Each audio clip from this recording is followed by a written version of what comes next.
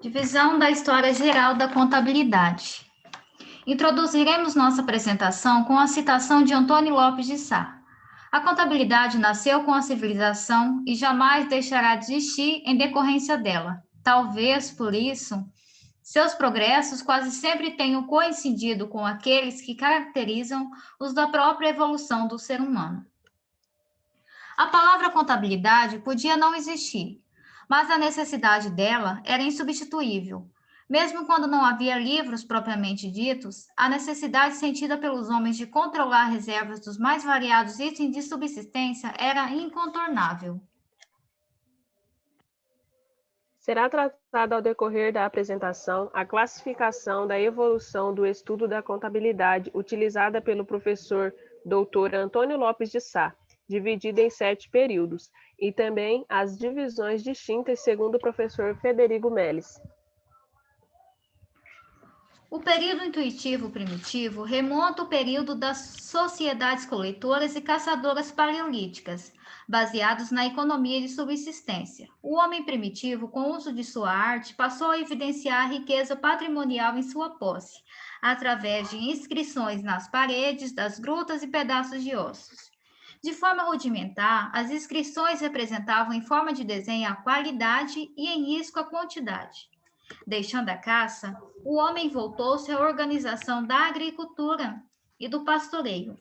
A organização econômica acerca do direito do uso do solo acarretou em separatividade, rompendo a vida comunitária, surgindo divisões e o senso de propriedade. Assim, cada pessoa criava sua riqueza individual. O período racional mnemônico. As aldeias se transformaram em cidades e surgiu a necessidade da escrita e de processo de contagem. À medida que o homem começava a possuir maior quantidade de valores, preocupava-lhe saber quanto poderiam render e qual a forma mais simples de aumentar as suas posses. Tais informações não eram de fácil memorização quando já em maior volume, requerendo registros. Sumérios, babilônios e também os assírios faziam seus registros em pedaços de argila retangulares ou ovais, ficando famosos as pequenas tábuas de Uruk. Ali gravava-se o rosto do animal, cuja existência se queria controlar, e o número correspondente às cabeças existentes, ou o quantitativo do saco de cereal. O desenvolvimento do papel e da pena de escrever no Egito Antigo facilitou o registro de informações sobre negócios, principalmente devido à necessidade do governo de organizar a arrecadação de imposto. Ainda neste período, a humanidade presenciou o surgimento do Império Romano, um dos maiores da história. Principalmente, as contribuições de Roma para o nosso estudo se dão em relação à importância da contabilidade pública e das colônias, havendo inclusive a figura do contador-geral do Estado, um dos profissionais mais importantes da administração pública de Roma. Período lógico-racional.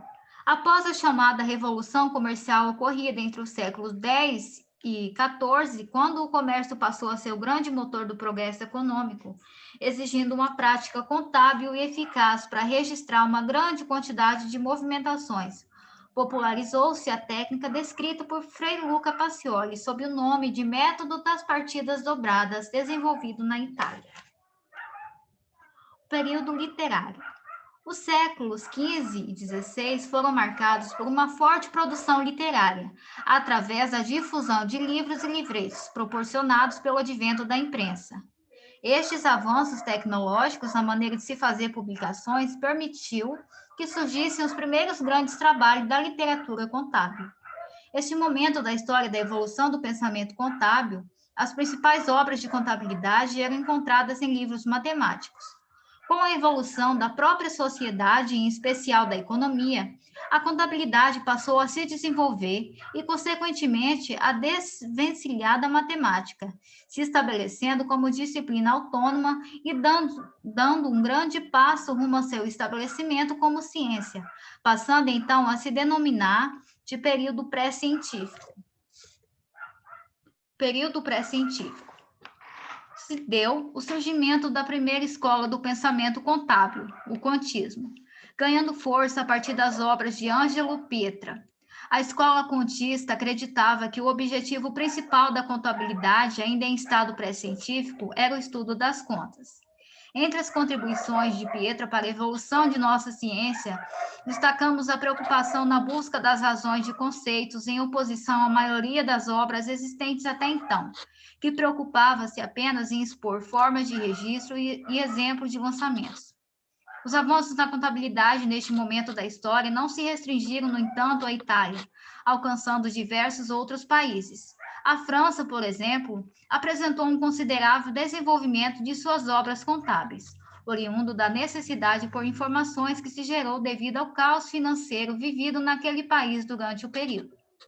De fato, a Escola Francesa de Contabilidade chegou a exercer considerável influência sobre os estudiosos contábeis da época. Países como os Estados Unidos, Polônia, Suécia e Bélgica também editaram trabalhos contábeis de valor durante esses anos.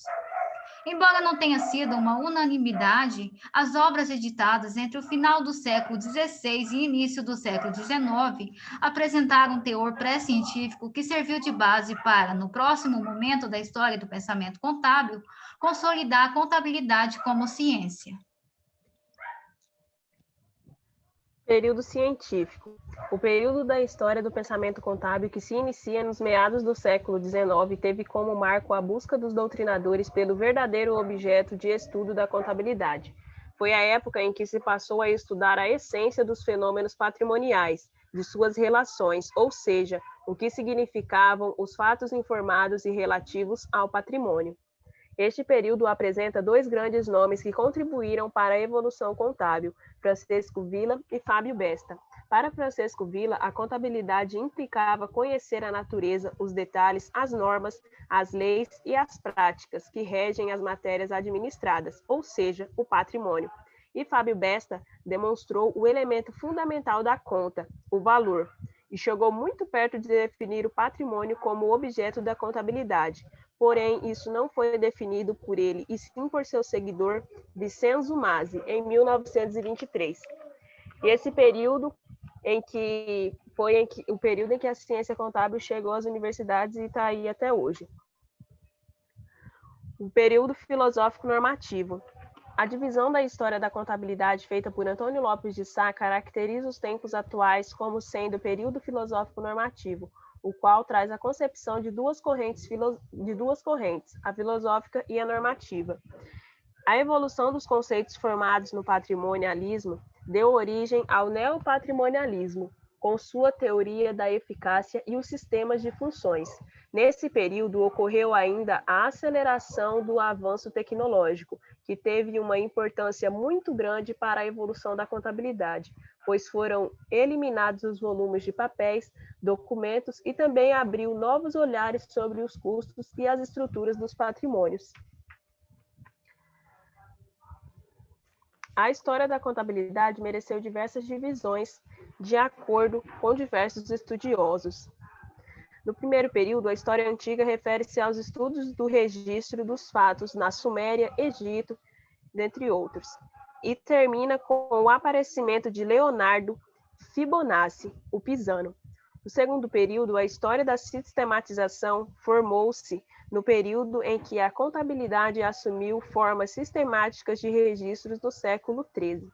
E no terceiro, segue-se a fase da literatura, com centenas de obras em todo o mundo, todas de teor prático, terminando quando Francisco Villa, em 1840, publicou a sua magistral obra que abriu o período científico, que foi a História das Doutrinas Contábeis.